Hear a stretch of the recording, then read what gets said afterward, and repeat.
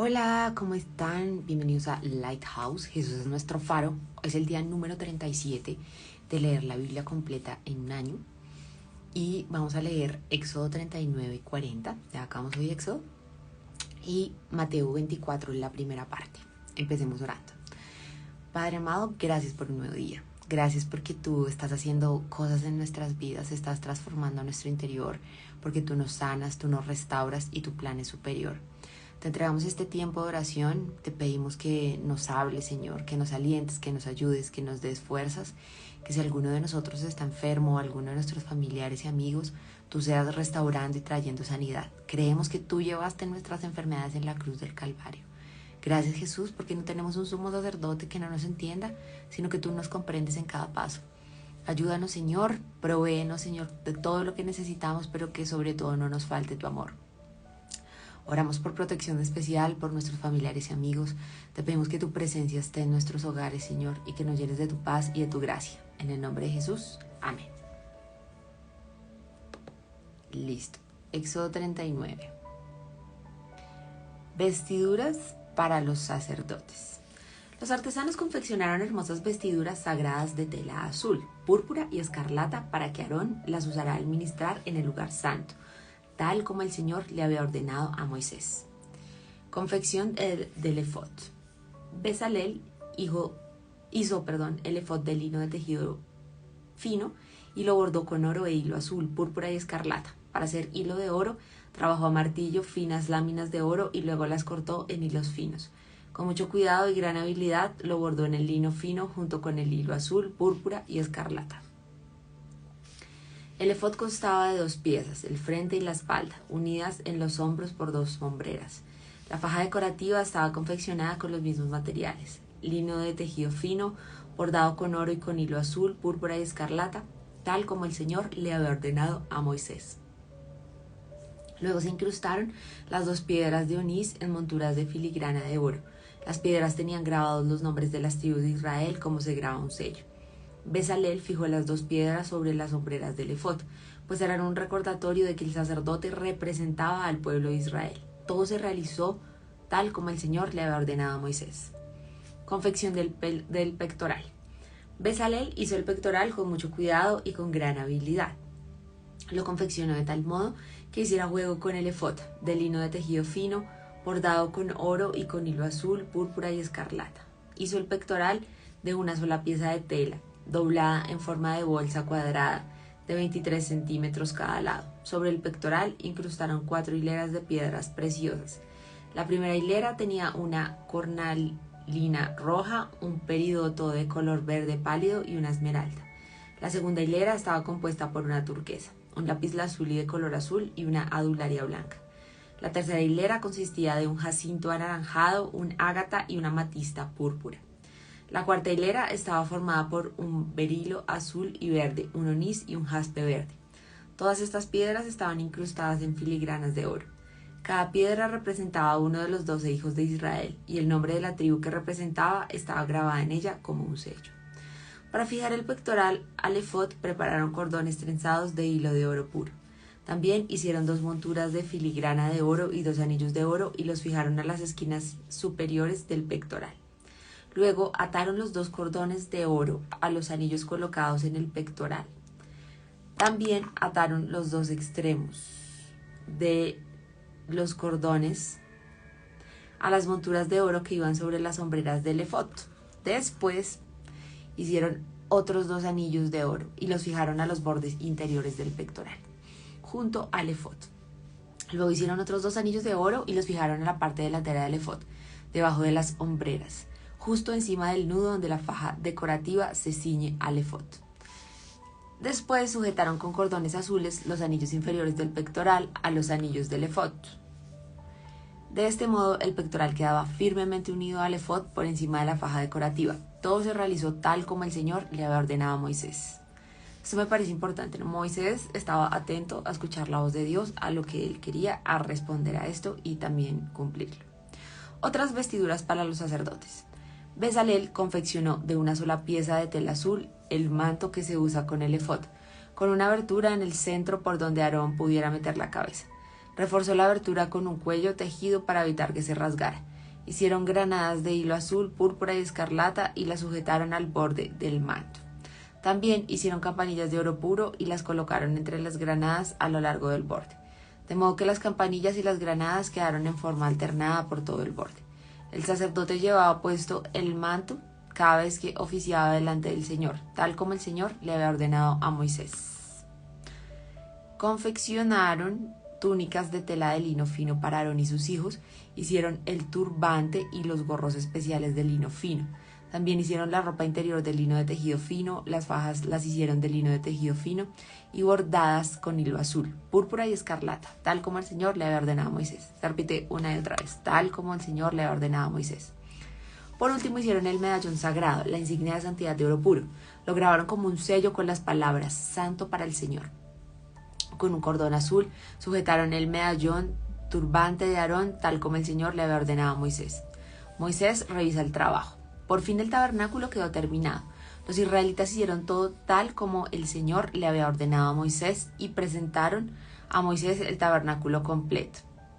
La carpa sagrada con todo su mobiliario, los broches, los soportes, los travesaños, los postes y las bases. Las cubiertas para el tabernáculo de pieles de carnero, curtidas y cuero de cabra de la mejor calidad. La cortina interior que protege el arca del pacto y las varas para transportarla.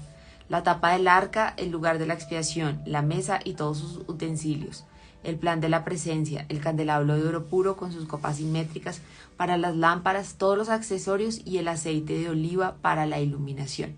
El altar de oro, el aceite de la unción y el incienso aromático, la cortina para la entrada de la carpa sagrada, el altar de bronce, la rejilla de bronce, las varas para transportarlo y sus utensilios, el lavamanos con su base, las cortinas para las paredes del atrio, los postes y sus bases, la cortina para la entrada del atrio, las cuerdas y las estacas, todo el mobiliario para usar durante la adoración en el tabernáculo, las vestiduras finamente confeccionadas para los sacerdotes, las cuales usaban mientras servían en el lugar santo, las vestiduras sagradas para el sacerdote Aarón y las vestiduras que sus hijos llevaban puestas cuando ministraban como sacerdotes.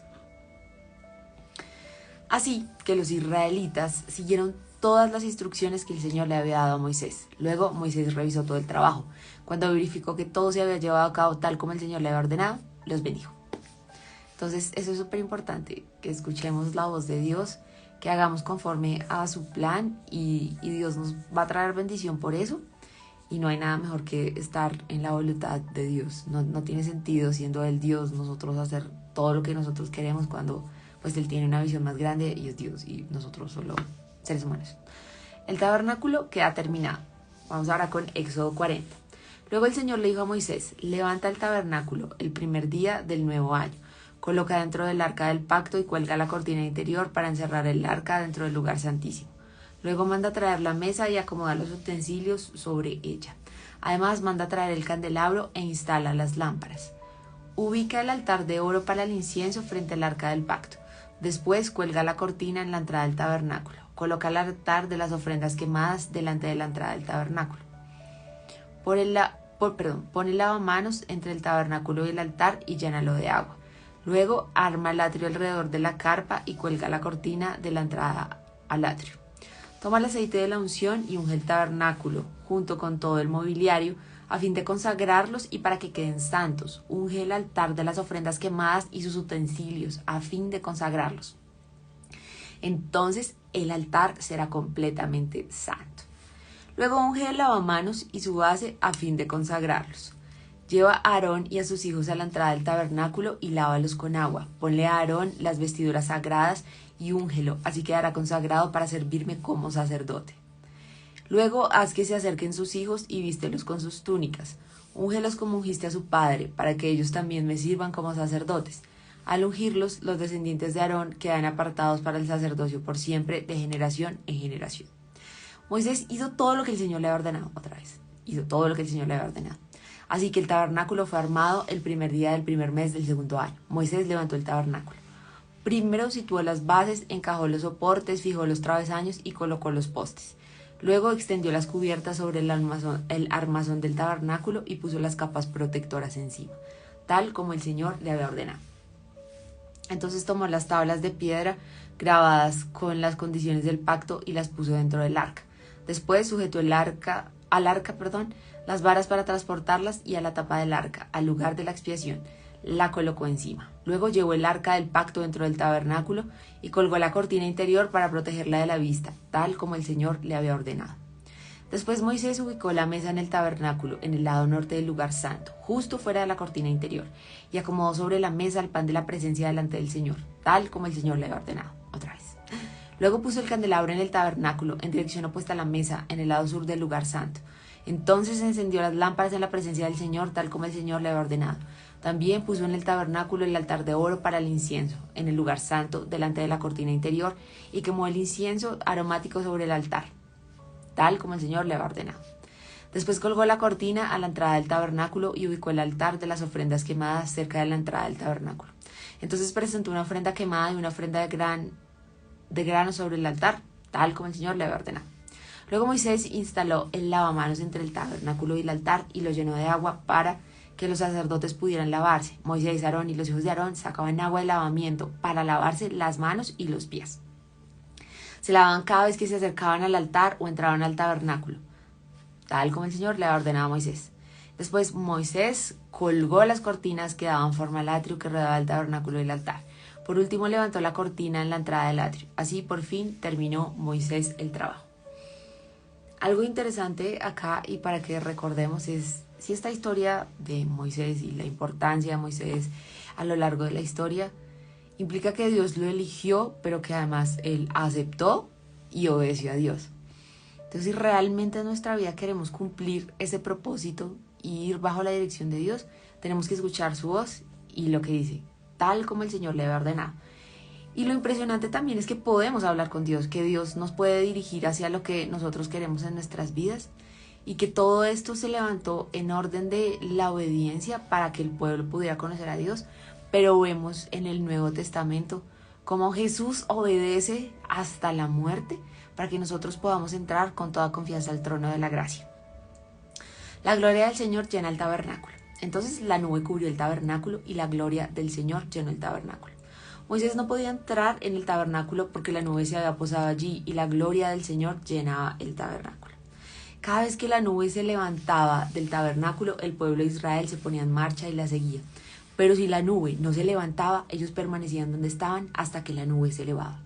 Durante el día la nube del Señor quedaba en el aire sobre el tabernáculo, y durante la noche resplandecía fuego dentro de ella, de modo que toda la familia de Israel podía ver la nube. Eso mismo ocurrió durante todos sus viajes. ¡Wow! Tremendo.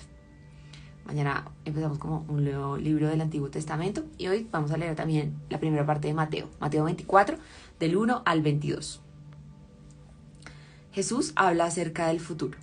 Cuando Jesús salía del terreno del templo, sus discípulos le señalaron los diversos edificios del templo, pero él les respondió: ¿ven todos esos edificios? Les digo la verdad, serán demolidos por completo, no quedará ni una sola piedra sobre otra. Más tarde, Jesús se sentó en el monte de los olivos.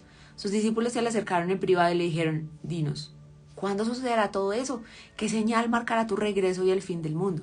Jesús les dijo: no dejen que nadie los engañe, porque muchos vendrán en mi nombre y afirmarán: yo soy el Mesías, y engañarán a muchos. Oirán de guerras y de amenazas de guerras, pero no se dejen llevar por el pánico. Es verdad, esas cosas deben suceder, pero el fin no vendrá inmediatamente después. Una nación entrará en guerra con otra y un reino con otro reino. Habrá hambres y terremotos en muchas partes del mundo. Sin embargo, todo eso es solo el comienzo de los dolores del parto. Luego vendrán más. Entonces los arrestarán, los perseguirán y los matarán. En todo el mundo los odiarán por ser mis seguidores. Muchos se apartarán de mí, se traicionarán unos a otros y se odiarán. Aparecerán muchos falsos profetas y engañarán a mucha gente. Abundará el pecado por todas partes y el amor de muchos se enfriará. Pero el que se mantenga firme hasta el final será salvo. Y se predicará la buena noticia acerca del reino por todo el mundo, de manera que todas las naciones la oirán y entonces vendrá el fin. Bueno, este es como el resumen. Y es que aunque pasen muchas cosas, mantengámonos firmes y pegados a Dios. Fuera de Él no podemos hacer nada. Estamos viviendo tiempos difíciles. A lo largo de la historia lo hemos vivido, pero ¿cuál es la base? Mantengámonos firmes En Dios, Él es el que nos provee ese amor para que en medio de cosas que vemos, que escuchamos, que nos pasan en nuestra vida, no se enfríe ese amor. Y también enfoquémonos en cuál es el objetivo: predicar el Evangelio, que se conozca en todo el mundo. Prediquémoslo desde donde estemos, en lo que hagamos, y por eso oramos tanto por las personas que se dedican en tiempo completo cada día a predicar el Evangelio, porque están siendo traicionados, están siendo perseguidos. Nosotros vivimos cosas, pero hay personas que están realmente en riesgo, así que clamemos por ellos. Llegará el día cuando verán de lo que habló el profeta Daniel, el objeto sacrilego que causa profanación de pie en el lugar santo. Lector, presta atención. Entonces los que estén en Judea huyan a las colinas. La persona que esté en la azotea no baje a la casa para empacar. La persona que esté en el campo no regrese ni para buscar un abrigo. Qué terribles serán esos días para las mujeres embarazadas y para las madres que amamantan. Y oren para que la huida no sea en invierno o en día de descanso, pues habrá más angustia que en cualquier otro momento desde el principio del mundo, y jamás habrá una angustia tan grande. De hecho, a menos que se acorte ese tiempo de calamidad, ni una sola persona sobreviviría, pero se acortará por el bien de los elegidos de Dios. Todo esto y tantas cosas que se dicen acerca del futuro y de esa venida de Jesús, del juicio, pongámoslo en manos de Dios. Solo Dios sabe el momento, y enfoquémonos en hacer las cosas de la manera correcta, en estar aferrados a Dios. Y ahí, como dice al final, pero se acortará por el bien de los elegidos de Dios. Creamos firmemente que somos el pueblo elegido de Dios, y que aunque estemos viviendo mil cosas alrededor, Dios va a cuidar de nosotros. Y como dice Salmo 91, 1000 caerán a tu derecha, 10.000 a tu izquierda, y a ti nada te pasará. Confiemos en eso, peguémonos a Dios, y también seamos sabios y entendamos que lo que está pasando alrededor, nosotros tenemos que estar enfocados en Dios y en clamar y en seguir orando y confiados y pegados a lo que dice la palabra de Dios. Oremos para cerrar. Padre, gracias por este tiempo. Gracias por cada persona que está conectada o va a ver este en vivo. Gracias por lo que hoy aprendemos en el libro, Señor, de Éxodo y también en Mateo. Queremos aferrarnos cada día más a ti, Señor. Queremos mantenernos firmes. Perdónanos si hemos flaqueado en áreas, Señor. Hoy te pedimos perdón y te pedimos que nos levantes, que nos ayudes y que nos guíes. Gracias porque tú diste tu vida por nosotros para darnos salvación y vida eterna. Ayúdanos a estar enfocados, Señor, en esa firmeza que solo tú puedes darnos. Queremos escuchar tu voz, queremos escuchar tu palabra. Gracias porque venciste, Señor, por nosotros. Moriste y resucitaste para que tuviéramos salvación y vida eterna, Señor, y podemos entrar con toda confianza al trono de la gracia. Jesús, anhelamos más de ti, Papá Dios. Padre, te pedimos hoy que podamos sentir ese abrazo de Papá Dios, esa fortaleza y esa fuerza. Creemos que somos tus amigos, creemos que tú eres esa roca firme. Hoy te pedimos que cada persona que está a nuestro alrededor te conozca, que nadie se pierda, que las personas que has puesto en nuestro círculo de influencia, Señor, seas tú llevándonos a hablar de ti, Señor, y a hacer testimonio.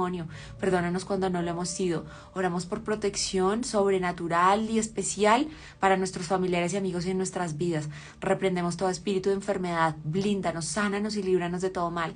En ti hemos creído, en ti hemos confiado, Señor, nuestra fuerza, nuestra roca eres tú. Gracias por este tiempo. Gracias porque no importa lo que pase, Señor, tú eres nuestro cuidador, tú eres nuestro guardador y no duerme el que nos cuida. Gracias por este tiempo. En el nombre de Jesús. Amén.